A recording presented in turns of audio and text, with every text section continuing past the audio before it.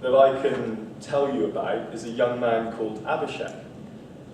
And I'm going to introduce you to Abhishek in a minute. And when I do, I actually want you just to take a moment to look at Abhishek, and I want you to ask yourself if you see anything unusual about him. Here he is.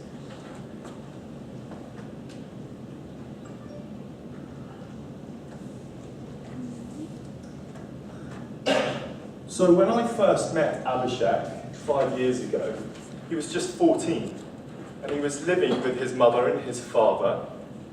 He was living with his uncle and his aunt, and he was living with his sister in Pune, which is one of India's biggest cities. And Abhishek is, and remains, in many ways, a very normal young boy.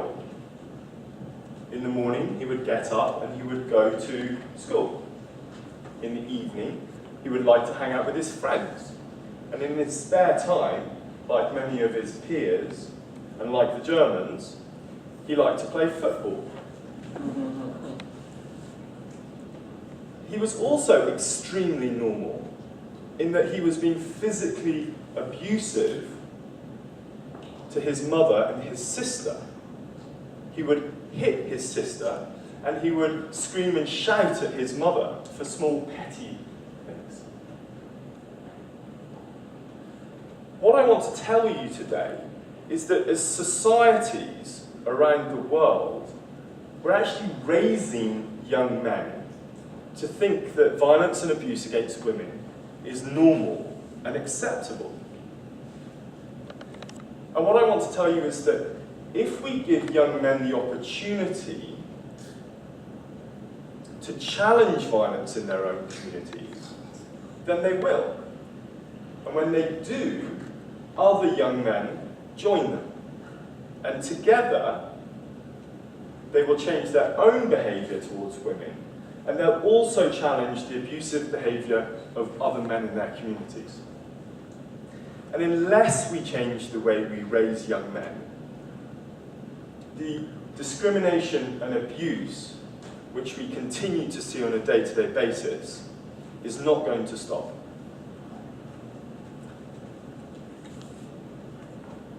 So, how big is this problem? Because clearly, not all men are abusive towards women. Well, the global data is incomplete. But in India, it's actually very well understood. There are 230 million young men under the age of 18 in India. 117 million of those young men are going to grow up and they're going to hit women. And as many as 70 million are going to grow up and going to be sexually abusive, including rape. It's a big problem. And when I first heard about this problem, I was actually shocked. How had we not heard of this problem before? How, after decades and billions of dollars, had we not heard about this perspective on this problem before? Because clearly, we can't solve the problem until we tackle this problem.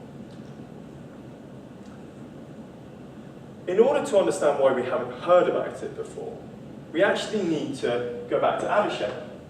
And we need to understand how Abhishek is being raised in communities. Because by understanding how he's being raised, we understand why we don't hear about it. Abhishek, like millions of other young men around the world, across Asia, including India where I live, is being raised in a community where violence against women is far too common. It's prevalent. And it goes systematically unchallenged. So is it any surprise then when a young man like Abhishek sees other men's abuse towards women going unchallenged, that he doesn't think that that is normal? That he doesn't perhaps mimic that behaviour. And as role models for younger boys, influence them to think and behave the same way.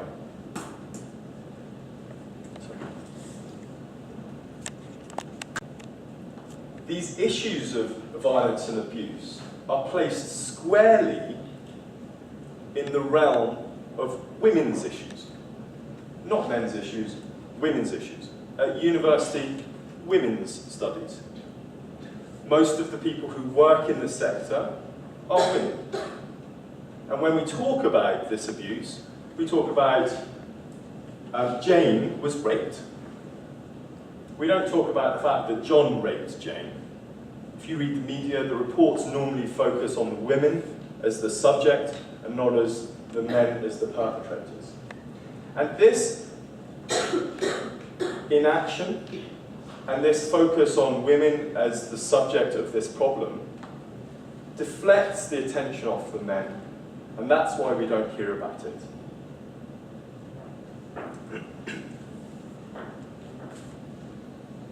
Before I start to tell you about how our programming in Pune has disrupted this cycle and changed the way communities raise young men, I'd like to first tell you a little bit about myself and how I came to be here today. On the one hand, I grew up in a home and in schools that prioritized community mobilization and personal intervention and action to nurture and sustain the communities in which you lived. And on the other hand, from the very earliest years that I can remember, and according to my mum, I used to love solving problems. And these two characteristics came together at university when I studied industrial design. That's the process of solving human problems. And post-university, I started a career solving the environmental and social risks of corporates and governments as a management consultant. And it was in that capacity that I ended up in India in 2008. And my first job was to help build a cricket stadium. Of course, it was a job that made me very popular with all my friends in India, but it actually didn't sort of satisfy my needs. And working in such grinding poverty as there is prevalent within India, I felt the need to do something more meaningful with my life. And it was on that basis that in 2009, I quit my job and I started a chain of community cinemas with the understanding that we would gather communities together using cinema as a platform and provide information to those communities so that they could then access services to solve their own social issues themselves. Within just a few months, we'd actually opened up our first community cinema, and we were really excited. So we invited the whole community to come along and watch a film and talk about social issues. Only they didn't. And the only people who turned up in our cinema were young men. So I was standing in a room full of young men, scratching my head, wondering where we'd gone wrong, thinking that we actually had failed. But because I'd made a commitment to myself and to the community, I thought I'd persevere. So I called up some of the people who should know, and I said to them, hey, you work in the social sector, I've got a room full of young men, what social issues should I be talking to them about? And they said to me, Will, you know what, I'm really sorry mate, we actually don't work with women, we don't work with men, we work with women, because women face violence and discrimination, and we work with women to empower them and help them to escape from that. And that didn't actually really answer my question, and it certainly didn't satisfy my desire to understand what the issues were with young men. But my training led me to ask some questions. Why are women facing discrimination? Who are they facing discrimination from? And that's when the penny dropped. And I realized that I was standing in a room full of young men who were at risk of growing up to abuse women. I was standing in a room full of young men, many of whom were going to grow up to abuse women. And first of all, I thought, that's actually not very fair, right? These guys are not choosing when they're 4 years old to abuse women. What is it that we're doing that's making that happen? And it was then that we realized that we could change the environment that young men grow up in, change their influences, change the way they study and think, and we could actually nurture boys into equitable partners to champion equality. So with this new focus, we rang up our friends in the social sector and we said, we've got it, we've got the solution, we know what to do now. We're going to work with men and we're going to help solve this problem. But frankly, we were given the same answer. Well, unless you work with women, we can't help you. Come back to us when you start working with women. And at this point, we were nearly done. And we'd burned through our savings, we'd taken time off work. My mum suggested I ring up my old boss and ask for my job back. And we were nearly through because we just couldn't find the support that we needed. And it was at this moment, in 2010, that I met an amazing lady called Rajuta Teradesai.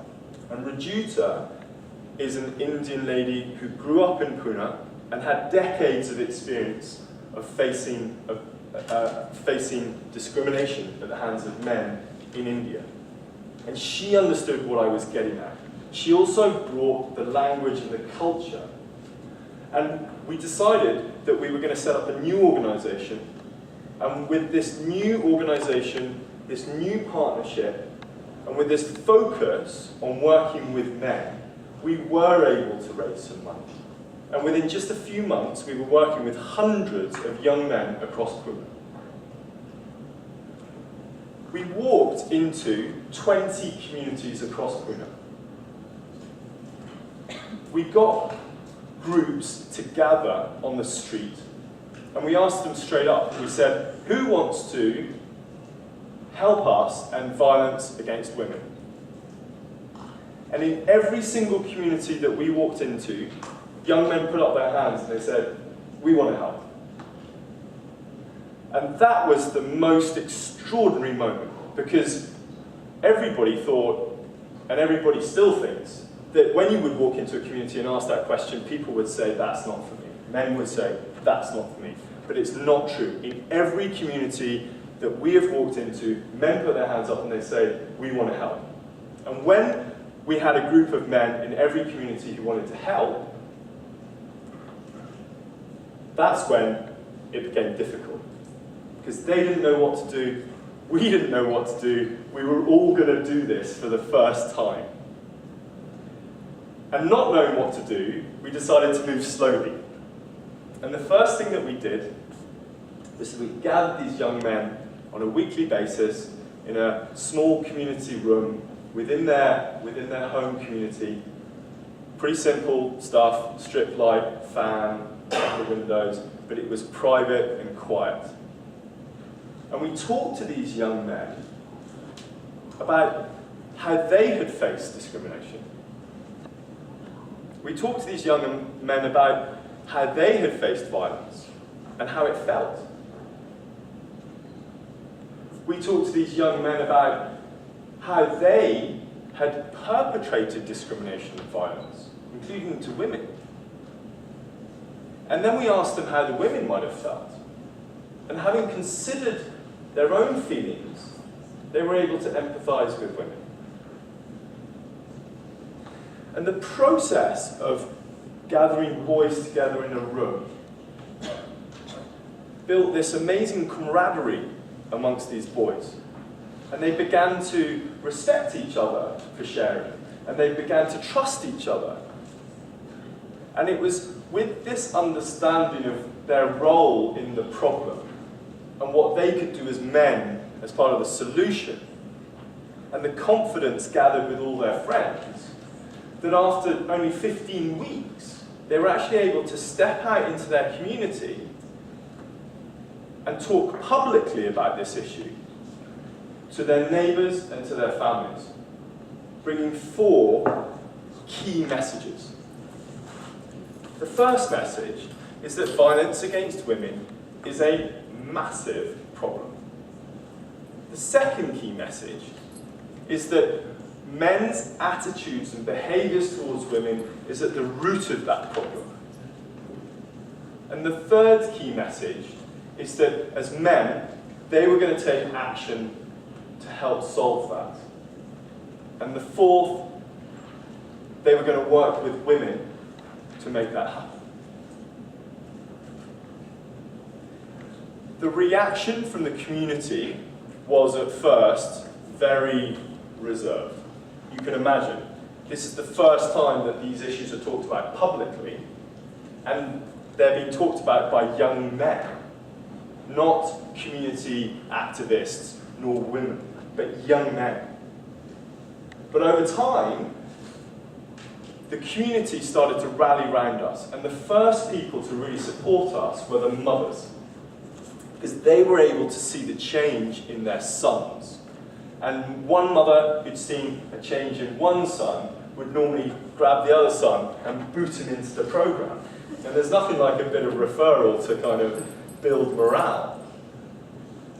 We were getting anecdotal stories about how boys were changing their own behaviour, about how they were intervening in other violent and abusive and discriminatory episodes. But we weren't satisfied with this anecdotal evidence. So what we did is we actually interviewed all of the women who lived with the young men. And we asked women, we said, has there been a change in your son's behaviour? And 60% of women reported that there had been a reduction in either physical violence or discrimination within just 15 weeks of this program.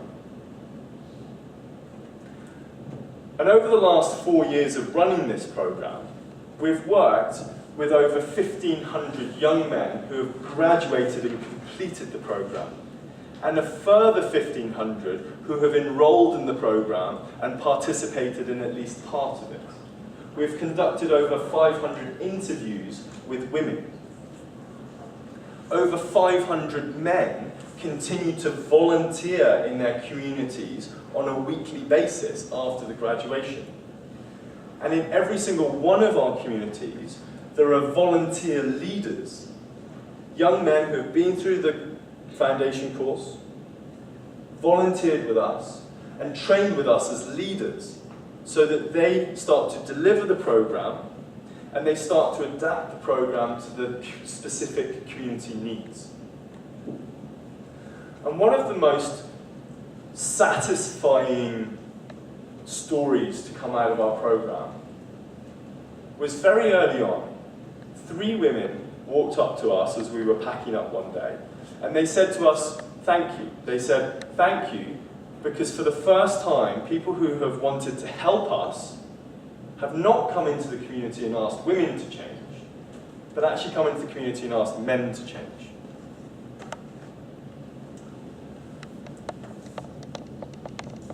So having developed a community model that changes the key influences on young men, being parents and teachers, peer groups, and role models, what we've done over the last 12 months is build a model for scaling this work, first of all across India, and then later across other countries as well.